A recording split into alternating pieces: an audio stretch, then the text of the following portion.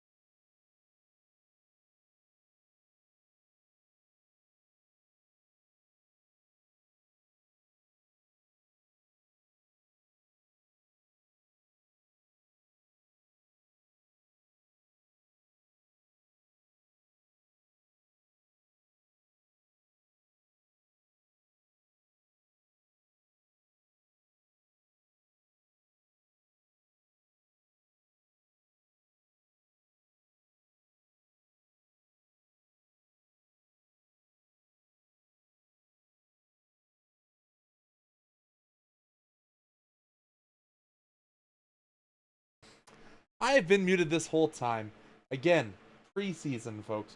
My name's Conrad Krausert. Welcome to Game Over Calgary, your source for all things fan related. Well, nobody in chat say I was muted. But I'm going to quote Ring of Fire Calgary. Glad that this is the kind of game that we are eliminating with the new CBA, going down to 4 preseason games next year. But your Calgary Flames fall to the Vancouver, or should I say Abbotsford Canucks, by a score of 3-1. Both teams dressing younger rosters. As I was saying when you couldn't hear me, there was maybe 4 guys on this roster that will be on the opening day lineup. Connor Zary, Martin Pospisil, I think those are 2 locks, and then I think one of Joel Hanley or Jake Bean will be in the opening lineup, and then one of Ivan Preseason and Devin Cooley. But as we do, usually in this Game Over Calgary, we'll start by going over the game that was the game summary in case you tuned in late and needed to know what happened to the Calgary Flames at the start of this one. Since this game wasn't taking place in an NHL arena, you don't even get the Edge Game Sense on the NHL website today. So it started off with a power play goal from Niels Höglander. I incorrectly credited this one in my first tweet on, or first message on Blue Sky as Victor Mancini. But it was Höglander on the power play, assist to Willander and Ratty. The Flames penalty kill really needed to work on some of its gap closures because the special teams weren't great today. Calling a spade a spade. Just giving way too much time, way too much space for a couple of guys that were full-time NHLers or at least played a bigger role. So Höglander from Willander and Ratty. And we do have to remember that even if it was mostly Abbotsford Canucks, that is a team that just won the AHL championship and didn't go through that many changes from what I'm understanding from all my friends over in Vancouver. And then it was Victor Mancini. He gets the only even strength goal of the game. Assists to Leo Carlson and Archdeep Bains. I know there's a lot of love for Archdeep Bains in the Vancouver fandom. I totally understand it. He looks really good. We've seen him in limited NHL action and gets a secondary assist here. Really tough game, as I said, for the Flames. I don't think it really... How to phrase this, folks? I don't think it was the best we've seen the Flames, but I also don't think it was the worst we've seen the Flames. There were some guys that I think took major steps back from what we saw in the rest of the preseason. I will discuss that a little bit later. But it was a tough goal there, the Calder Cup connection. Apologies for that audio, folks. Yeah, just a little bit too much space for Mancini right at the top of the face-off circle, and not a lot of chance for Preseason there. Let's go to the second period. 2 goals, 2 power play markers. Philip Cheadle got this one period opened up. Another assist for Willander. This time it's the secondary variety, and Kardashev got the primary assist. I'm going to apologize. I'm never going to be allowed to say that name correct. it was just a lot of patience from Cheidel. He walks in off the point, waits, and fires over the glove hand for the Flames. And I'm going to have to open up the roster because a lot of guys are wearing a lot of weird numbers this season, so they aren't sticking in my brain as well as this roster usually does. It was the defender. Who was it? It wasn't Bean. It wasn't Paul because he wasn't in the lineup today. I believe it was Poirier who kind of half went down to block the shot and didn't commit early enough. And I don't think even if he went fully down and committed, that shot would have been stopped. But it finds its way through the Flames acquired Revetsov. And it's 3-0 for the home team. Then, of course, you get to see Power Play 1 operate in this game. Obviously, it was Brustevich, your one defenseman at the back, but it was really a lot of hard work by the three forwards, Joel Farabee, Martin Pospisil, and Connor Zary. Farabee fires from the top of the circles. It hits the stick of Pospisil. I don't know if it was intentional. I have to think it was. But tips it back to the point, or tips it off to the side, rather. Connor Zary, quick hands, elevates quickly, and puts it in behind the goaltender. The Flames, they only use one goalie, and it was 40 minutes of Thatcher Demko. So he gets one past Thatcher Demko. That'd be all it would be for the rest of this one. Tolopilo, as I mentioned, comes in reserve for the Canucks. He manages to do 20 minutes.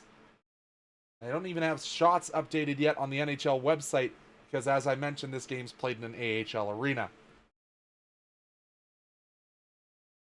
So, with all that being said, I'm going to steal a line from my friends over at Game Over Edmonton I heard last year. It's preseason. If we win, it's great. If we lose, it doesn't matter. I don't fully believe that. But you know what? It makes me feel a little bit better. Some good news coming out of this. Jake Bean, he got hit kind of into that segment between the two benches awkwardly. He did leave, go down the tunnel for about 5 minutes, but did return this game. And that's really the only event that I think was kind of scary in today's game. Yeah, as I said, I'm happy that this 8-game preseason schedule is going away with the next phase of this CBA. This game added very, very little in terms of evaluation worthy minutes. It just was a game on the schedule. I don't think anyone played particularly well on either side, and I don't think it really helped either team get that much going for them in terms of moving towards the regular season.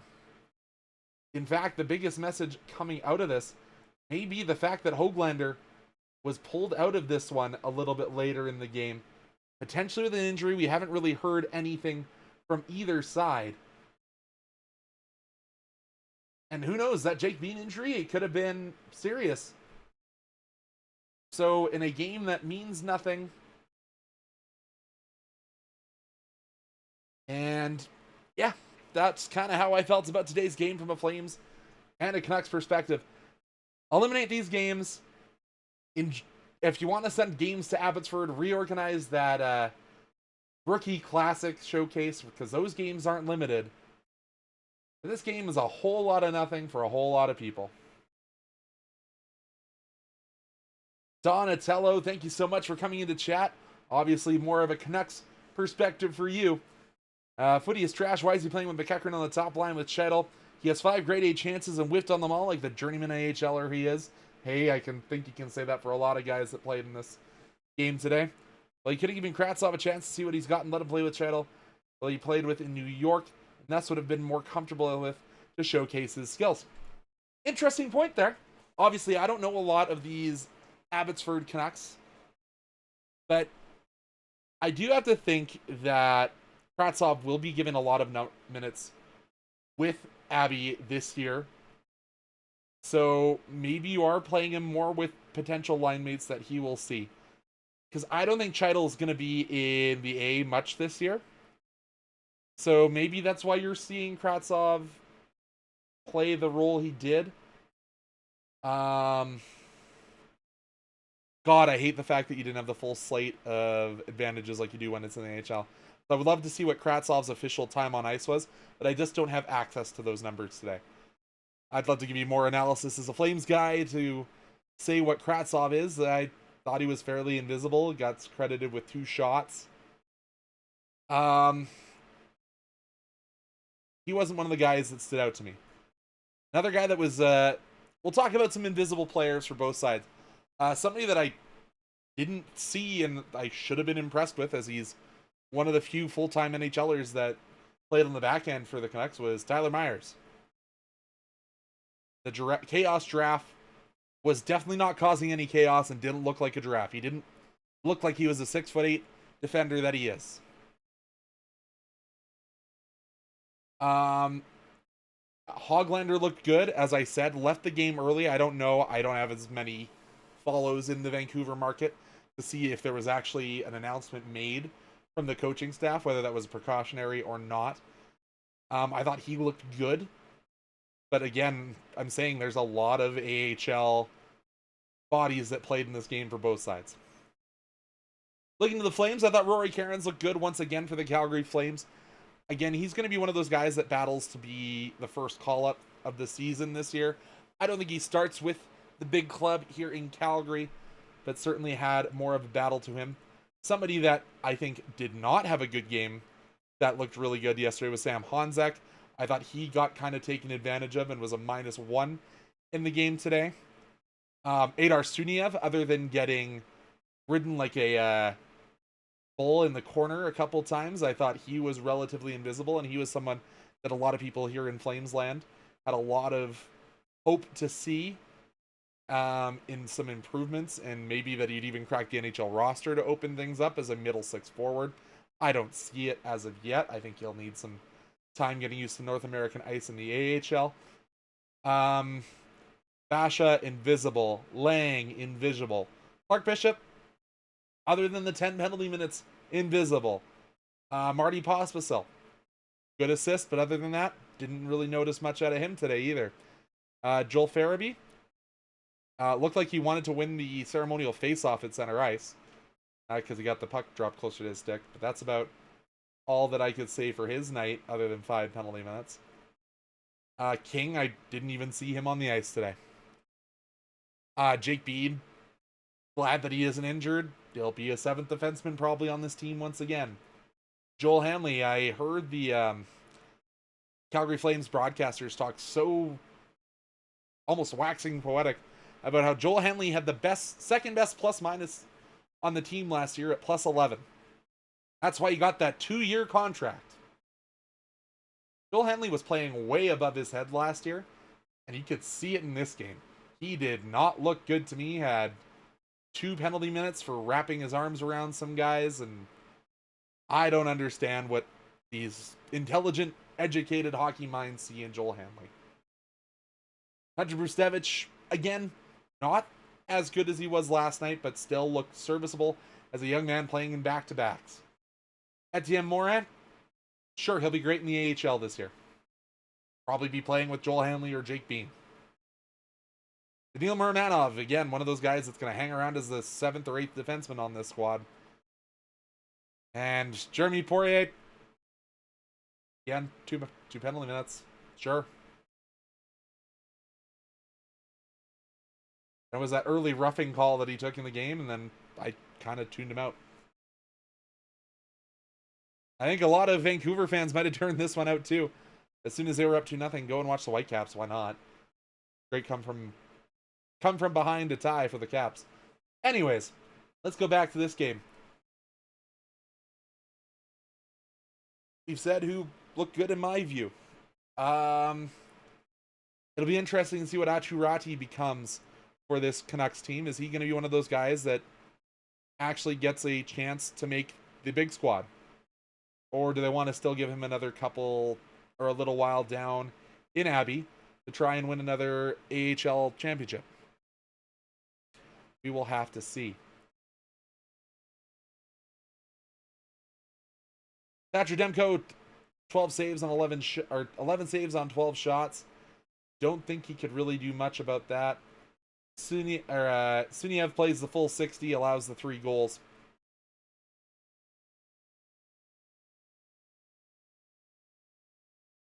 What do we as fans take away from this game? Because clearly, Vancouver doesn't want to send a veteran roster to Abbotsford. Is it a good facility? I can't comment on that. Hey, it was good enough to propel your team to the AHL Championship. I can never remember what that's called. And win it. Clearly, the facility is all right, but the fact that you can't track time on ice for the NHL.com website, the fact that you don't send a veteran lineup in one of your 4 preseason home games, that's a lot. KQ asking in chat, thank you so much for tuning in again, KQ. Is Bean okay? Bean did make a return. I wish I could tell you how many shifts he had after leaving to the locker room, but he did return to the bench, did play a couple more shifts, according to the radio broadcast. Whether that means he is fully okay, your guess is as good as mine. None of my sources are saying anything. I'll just give a double check on that.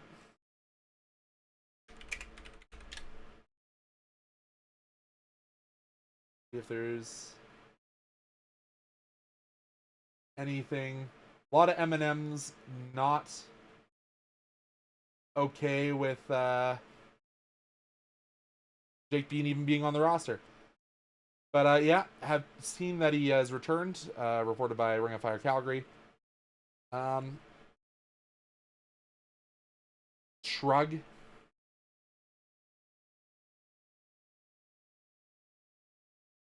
I know he's a fan favorite of my housemate. As I said, he's another 7th defenseman on this roster.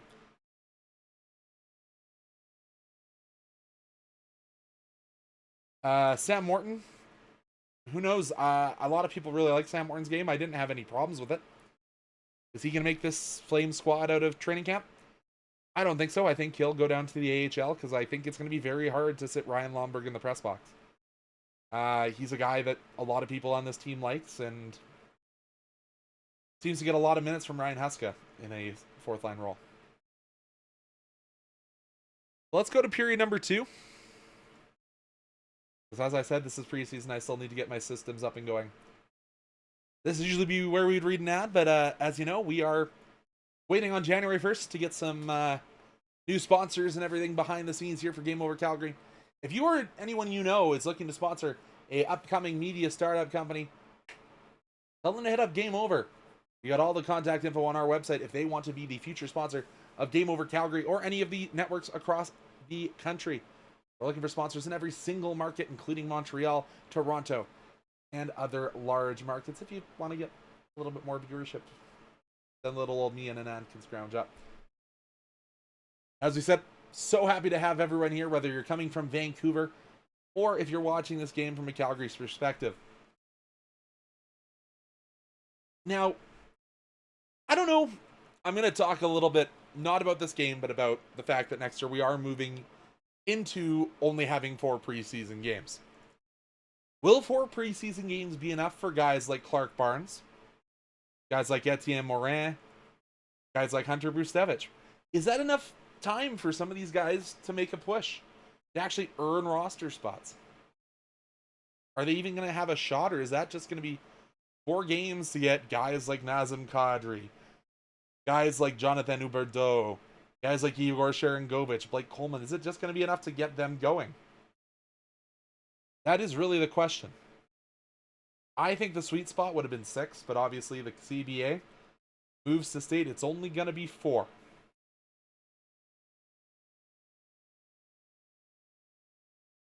You love it? Do you hate it? Flames fans, Canucks fans, what do you think? Would guys like Archdeep Baines get more runway if it was still staying 6? Would guys actually get some time to figure out if you're an NHLer? Would Zane Parekh get an extra long look? Because I think if he only had 4 NHL games, there wouldn't be enough time to evaluate guys like Hunter Brustevich, who I think is really making a push to make this roster. Because if we only had 4 preseason games, you probably wouldn't see Brustevich running this deep. You would have seen him after a really, really poor performance in the rookie class or showcase against Edmonton. Probably not be able to play games. He might be in camp. He might get the first of the 4 games. But he wouldn't be getting as long as a look as he is right now.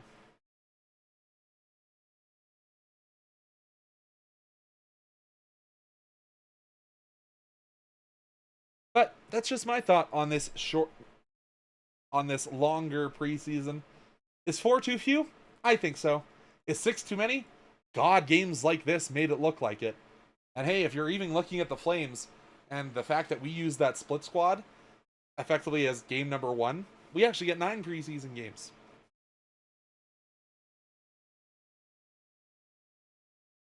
Is it good? Is it bad?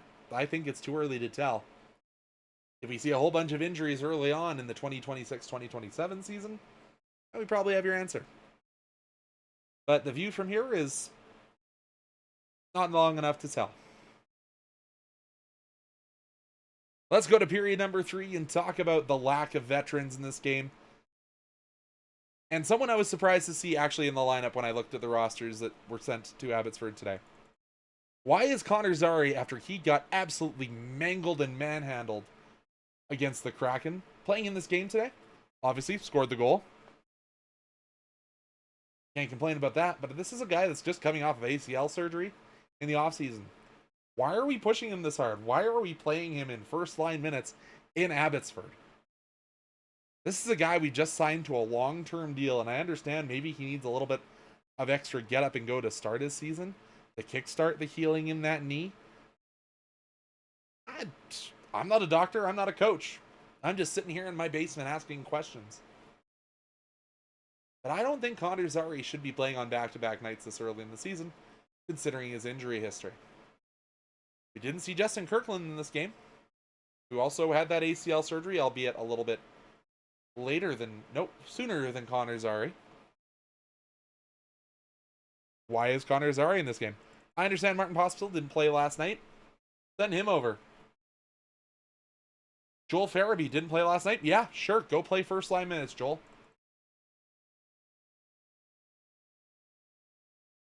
That's just my view from my basement, where I think that especially a guy that's had injury problems all year last year, whether that was the first injury that didn't require surgery or the second one that did, that's a guy I'd not necessarily fully wrap in bubble wrap and say, no, you're not going to play. You're going to sit here on the shelf until the games start to mean something. But that would certainly be something that would go through my mind if I were in Ryan Huska's shoes. What are your thoughts? What are your feelings on today's game? We already saw Donatello. I get what you're doing with your name there. Very clever.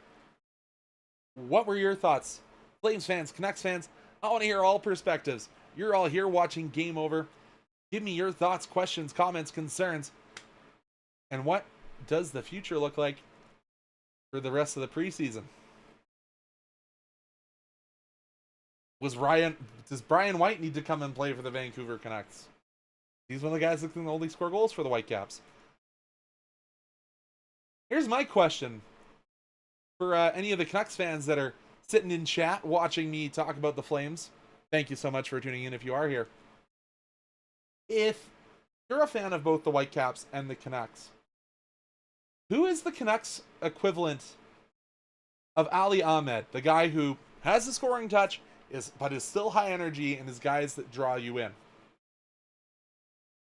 Because I can give you a name from the Calgary Flames, and it's going to be a guy who had an assist in today's game.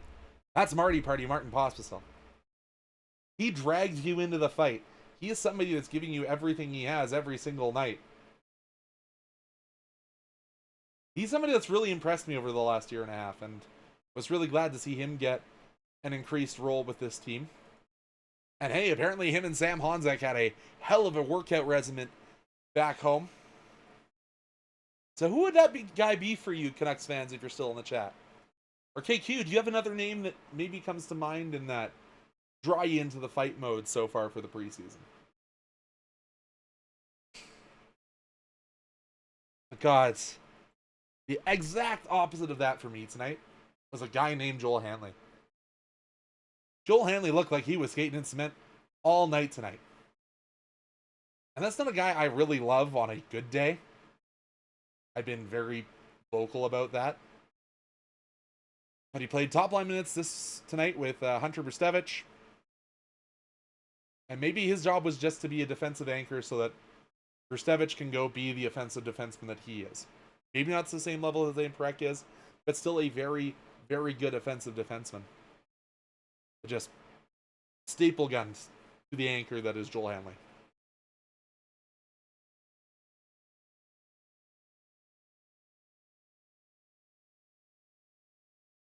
Questions, comments, concerns, anybody in chat? Anybody out there? Got a drink of water here. Oh, water.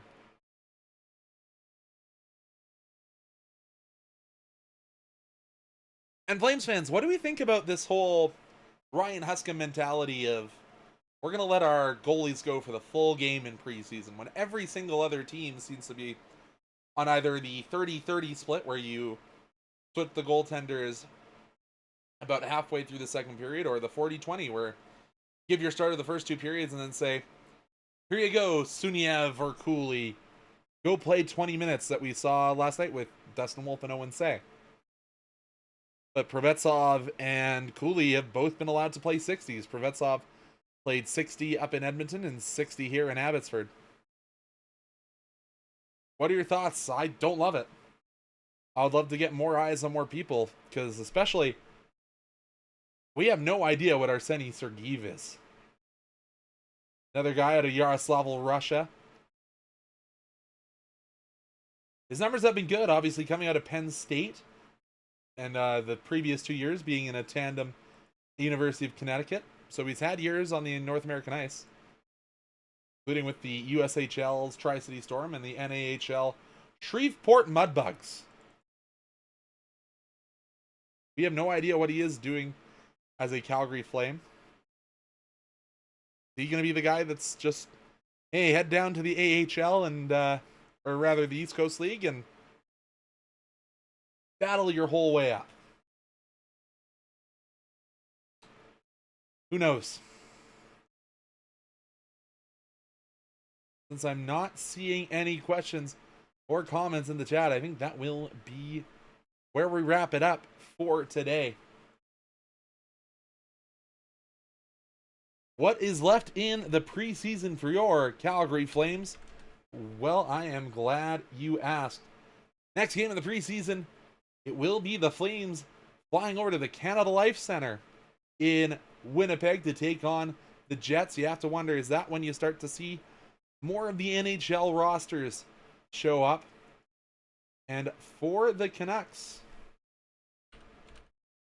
I think they play on Friday. Yeah, I am right. They'll take on the very same Seattle Kraken that we saw yesterday.